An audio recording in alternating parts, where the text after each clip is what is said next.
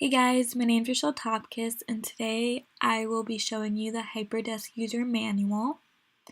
We have two actors, the general user and the member.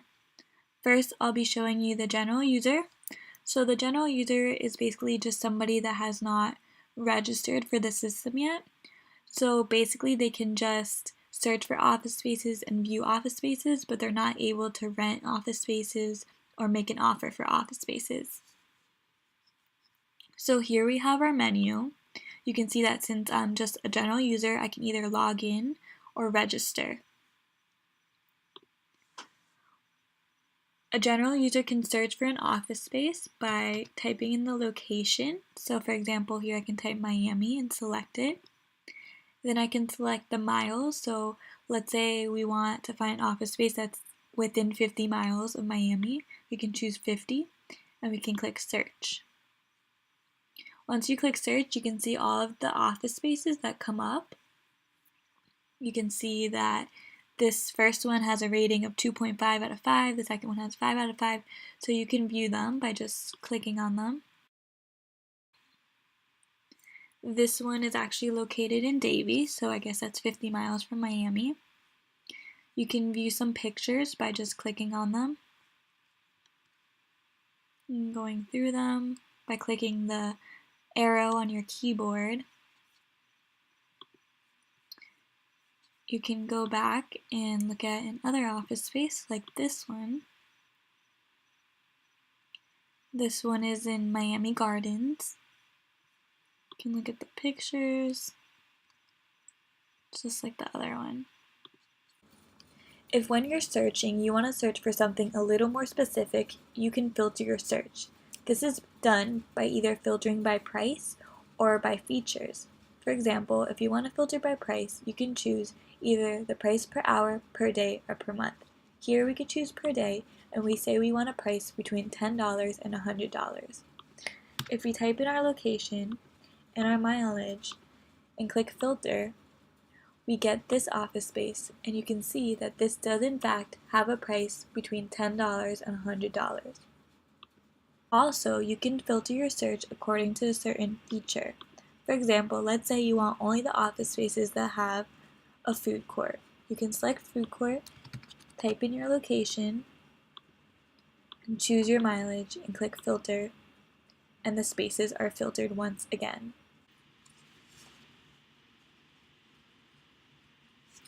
Also, I wanted to show you what happens when a general user attempts to try to make an offer. In that case, it will redirect them to the sign-in page, so they can't do that unless they are registered and then they are a member, which is our second actor. Same thing happens for Rent Now. They get redirected, and also even if they try to leave a review, they will be redirected, so they can't do anything that a member can do. Another thing a user can do is view other users' profiles. So here I can see that this user, R. Topkis, which is actually me, wrote a review on this office space. And this is this person's profile. You can see that it has the spaces that they have listed and some information about them. You can, if I want to see this person's spaces, I can just click on them, and then they will come up.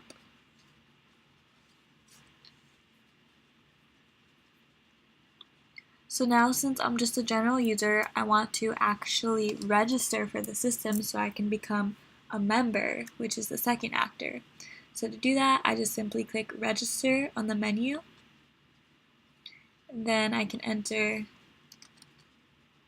my information, first name, last name, email address, username, password. You can see that I've already used this email address, so I will use my other one.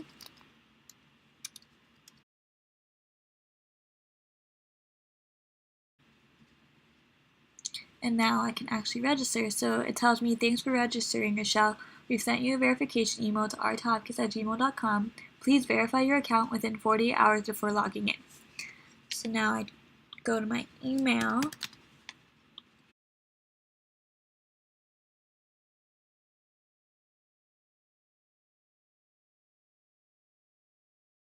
And you can see I have an email from the HyperDesk team where it says, "Thanks for joining HyperDesk. We know you are eager to find your next workspace. Before you do that, click the link below or paste it into your browser to verify your new account and get started." So if I click the link, I'm taken to the sign-in page. I can now sign in with the username and password that I created. And now I'm considered to be a member. So now I'm going to show you what a HyperDesk member can do. A member inherits all the use cases from the general user as well as having its own use cases. So first I'm going to search like I have just showed you. And I'm going to view this office space. Let's say that I like this office space. I'm able to make an offer. Since I'm logged in, it opens the offer form. So when you make an offer, it can either be per hour, per day, or per month. For per hour, you can select dates from a calendar. The ones that are disabled means that the office is either already reserved for that date or it's closed. So you can see that all the Sundays, if you go to the next pages, are closed because they're all disabled. And you can see that some of the dates, like the 13th and the 14th, they're disabled, which means that someone has already rented the office space for that date. So let's say we want to rent it for the 11th. It pulls up the hours that the office space is available. The ones in blue means that it's not taken for those hours, but the ones in the black color mean that the office space is already rented for those hours, and that's why they're disabled and you can't click them. And if you choose different dates, you can see that the availability changes depending on the date. So let's say I want to make an offer because I want to rent hourly for these hours that are selected. Let's make an offer that's really low, like $3. Name on card, Rochelle Topkiss. Card number, we are using the Stripe API, so since we are doing this in testing mode, we have to use the testing cards that Stripe has.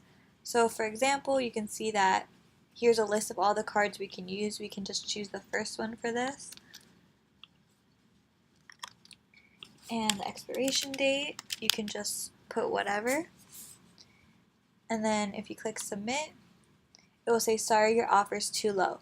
So if your offer is 75% less than what the actual price would be if you would rent it at the normal price, it will tell you that your offer is too low and you won't be able to make your offer. So you would have to change your price to something more reasonable, like let's say $90. Now it's telling me that I'm making an offer for $90 for this date, and it shows me the hours that I have chosen and the card that I'm paying with. Do I want to proceed? I can click OK. Once I click OK, it says, "Thank you for submitting an offer. Please wait while the lister reviews your offer. You will be notified when it is accepted or declined." So when you make an offer, you have to wait for the person who posted the office space to either accept your offer or decline your offer. And if they accept it, then the charge will go through and it will charge your credit card and you will be able to rent the office space. Let me just show you what happens when you rent per day. You can choose a date, so just like before, some dates are disabled. You can say you want it for 2 days, so then it shows you that your time frame is between the 10th and the 11th. You can make an offer for something like $200 and click submit. It would say make an offer $200, the dates, 2 days, and okay. And then same thing, "Thank you for submitting an offer, please wait," and then the lister will either accept or decline it. So the next user story that I will be showing you is Rent Now. So if a user wants to rent an office space immediately instead of making an offer and waiting for the lister to accept or decline it, they can just click here. And you can see the form is very similar, so I'm not going to go through the same steps, but I'm just going to show you the only difference is that this price, the user cannot change it. So the price changes by itself. So when the user selects different hours, the price will either increase or decrease. depending on what they choose. And same thing per day. If they pick like the 9th and they put 2 days, it will get set for $130. So it would automatically calculate the price since it's renting for the given price. Then you can just fill out the rest of the form, just like making an offer, and click submit. So since we just made some offers, now I'm going to show you the accept and decline offer use case. So right now I'm logged into the other user, the one that had listed the office space. So we can see that the offer we made is there. So what you do is click menu, and you can see that there's many options, one of them being offers. Once you click that, it opens this modal where you can see several offers that are still pending. If you want, you can look at your pending offers or accepted offers by switching the view. So right now we have this offer pending. It shows you all the information about it, including the offer amount, and you can either accept or decline it. So if you want to accept an offer, let's say that we like this offer, so we want to accept it, click accept, and if you look, it is now under the accepted offers. If you want to decline an offer, you just simply click decline, and now that offer is gone. So another thing a member can do is send messages to other members. So I can do that by going to the menu and then clicking mailbox. You can see that right now in my inbox I have one message, and I can respond to this user by right-clicking on the message and clicking reply. It then opens this message box where I can type the subject and then my message. I click send, and then my message is sent. Now you can see my message is under the sent messages.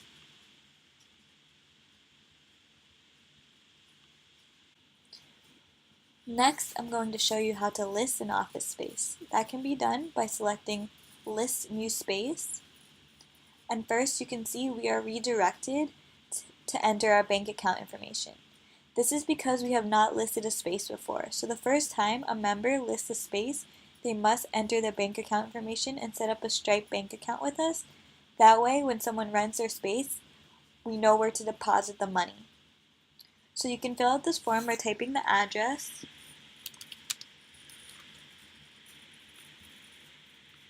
date of birth, last 4 digits of the Social Security, her routing number and account number. We have to once again use the Stripe API ones that are given to us since we are using it in testing mode. They can be found right here.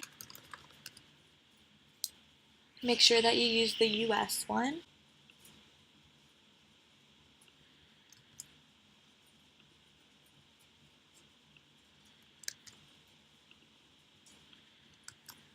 And then click submit. Once you click submit, you're redirected to the new listing page where you can now list your office space. So to list an office space, you have several fields that you need to fill out. You can switch between the different parts of the form by choosing these tabs. For details, you enter the name of the space, phone number,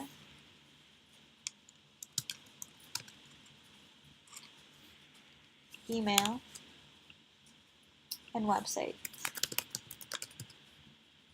Then you can choose which type of office space, how many floors it has, the square feet, the number of rooms, the number of desks, a description,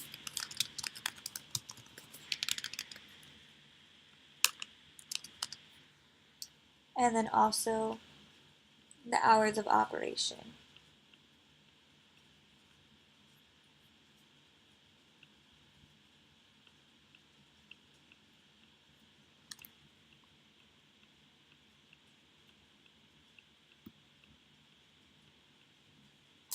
You can choose the features that your space has, such as Wi-Fi, food court, and coffee machine.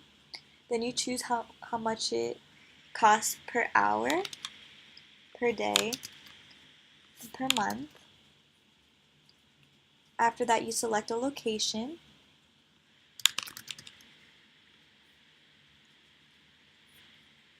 Then you can choose photos. This can be done by selecting photos, or you can also drag and drop.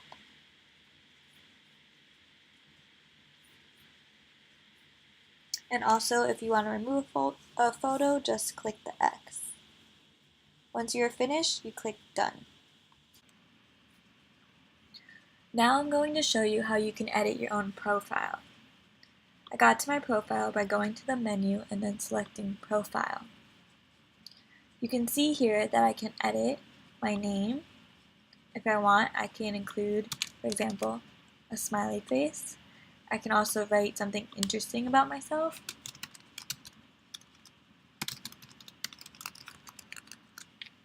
Click Save. I can upload a picture.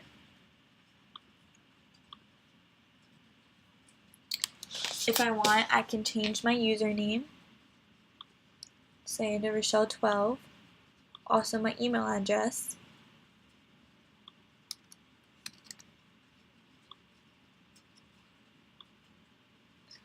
and I can also go to my account settings. So in account settings, I have the option of either changing my password, which I can do here,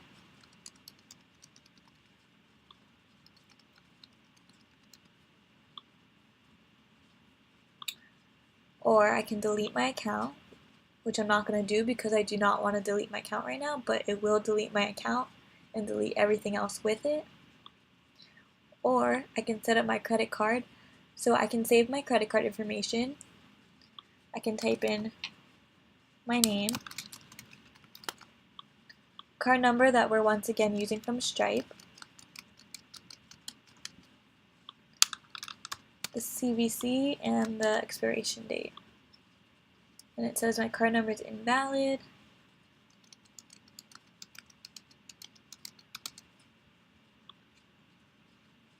And now my card is saved.